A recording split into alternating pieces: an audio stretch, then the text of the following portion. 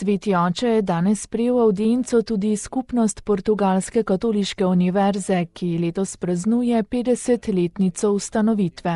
V govoru je dejal, da svoboda človeka zboli, kadar se izroči slepim silam nezavednega, trenutnih potreb in egoizma. Človek je enak in izpostavljen pred svojo lastno močjo, ki neprestano raste, pri tem pa nima sredstev, da bi jo kontroliral. Lahko ima sicer na razpolago površinske mehanizme, a lahko tudi zatrdimo, da mu manjkajo trdna etika, kultura in duhovnost, ki bi postavile mejo in omogočile jasno oblast nad sabo, je zatrdil papež.